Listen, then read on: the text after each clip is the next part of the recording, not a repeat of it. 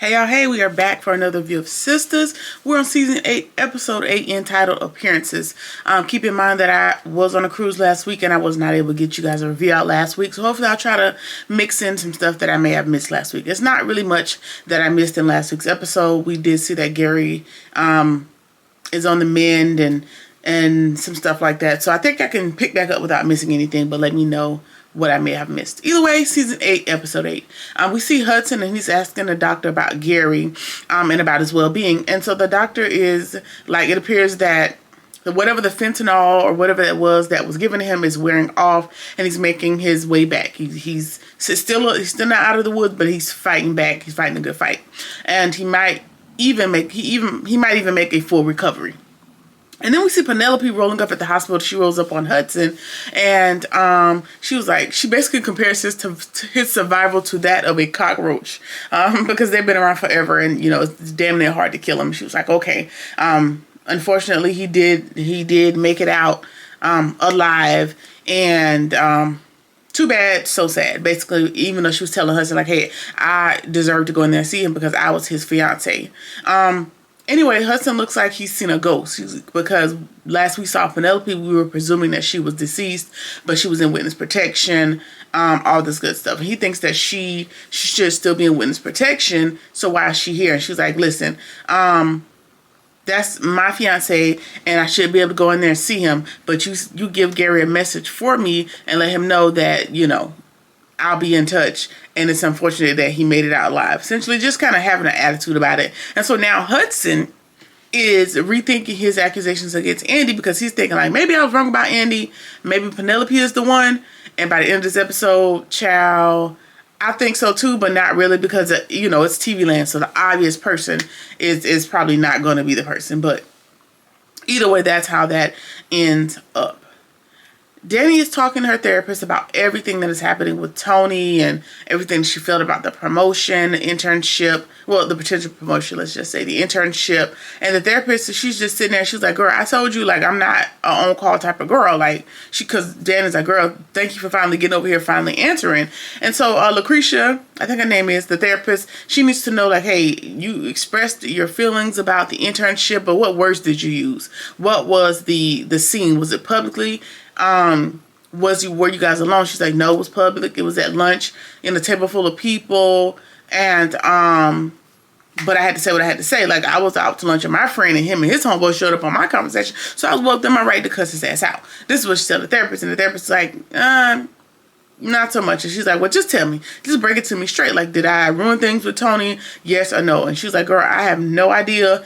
Tony's the only person that can answer that question, so you're going to have to save that for him. But she does tell her, like, hey, I do believe that you need to stick with the program so that you can further get control of your emotions or be able to effectively communicate through said emotions. And then she goes on to tell her that she has to find a more productive way to express her emotions sans alcohol, the drugs, and the sexual intercourse. Like, you got to find a productive way to feel what you're feeling and to navigate your emotions. Not that I'm here to take your vices from you, but to let you know, like, you know, to not have them as crutches, to be able to navigate with or without them. And so she offers her some healthier coping mechanisms for her to deal with her anxiety and her PTSD. And that's pretty much the gist of what Danny has going on. And I thought it was pretty cool that we have this kind of breakdown that's happening with Danny. Not the breakdown, but like the step-by-step of what's happening in the mental health space and the therapy space. Because some people, you know, presume therapy to be hey, I went to one session, I should be fixed, I should be better. And then it's not a linear process, and it's something that has its ebbs and its flows, and you have to keep going to see long-term benefit. And I do like that Mr. Perry put that in here. I do see that that's happening here, and that's also happening in the All the Queen's Men series. I'm going to pick back up at that with that as well, because that's back on. So catch me over on that video. And yeah, just something I wanted to note.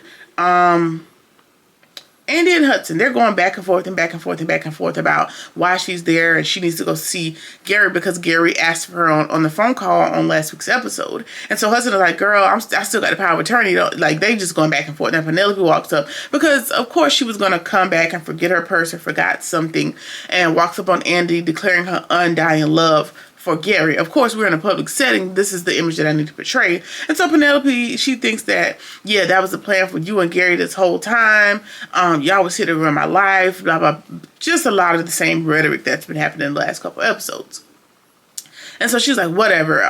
They dismiss Hudson, and she's trying to convince Penelope, like, hey, I'm doing the optics. I'm doing what my lawyer told me to do. I'm doing my best. Like, stall me out. And it may have quelled her anger just for a few seconds, but whatever. All right. Andy finally goes in to see Gary, and he's whispering to her. He's like, got something I need to tell you. I need something I need to tell you. But before he can tell her, Penelope's ass storms into the room before he can get it out. And he's looking at her, and he's dazed, and he's confused. And it appears as if Gary has no idea who Penelope is. Now, we're just going to go ahead and guess that this is fake and this is some sort of strategy. I guess if he has memory loss, can he still be prosecuted in the court of law? And I like Mr. Perry. One thing about your idea, you're going to run it back in another series, because on All the Queen's Men, Madam, her dad was faking memory loss and dementia or whatever so that he could avoid going to prison time for his crimes. So Gary may be taking that same approach, but to be determined. That's just going to be my guess.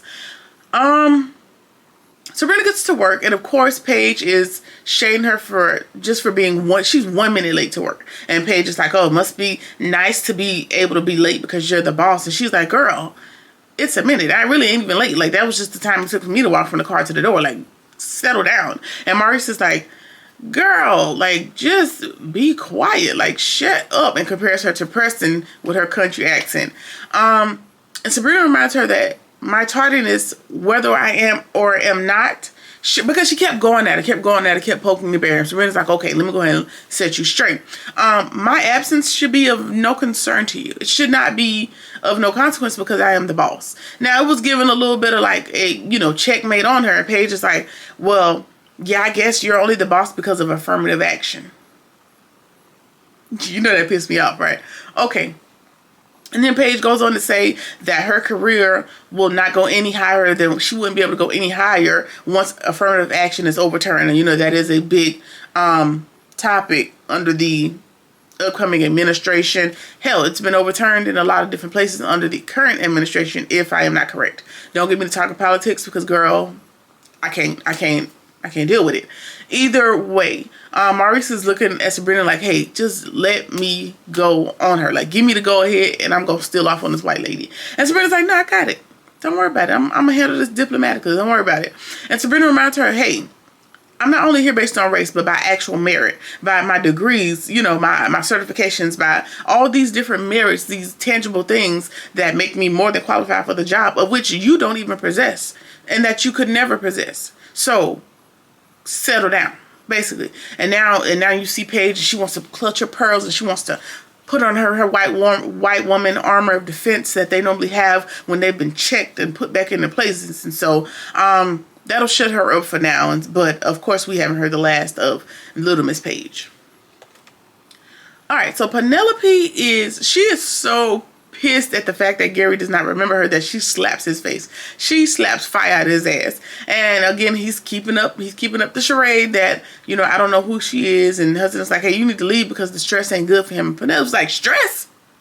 Don't talk to me about stress. Like, stress? He stressed me out so much and so bad that I lost our child. And again, Gary's looking like, what child? Like, what is she talking about? She's looking at Andy like, what child? And she's just letting him have it verbally. She's like, listen, don't tell me about stress. Like, she going on and on and on. And Hudson is like, listen, y'all got to calm down. Like, we still in the hospital. Everybody's trying to calm Penelope down and she ain't having none of it. And Hudson has to physically remove her from the room.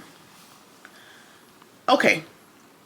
Andy calls Fatima over to the condo or penthouse, whatever it is. And Fatima has to give her the tea on everything that's happening at the firm and Robin and what he we're not sure if he is a friend or foe at this point. Robbie came in to help with the agent while she's out, but Fatima's like, I don't trust him. I know he helped you out with Agent White in the nick of time and all that good stuff, but I still don't trust him.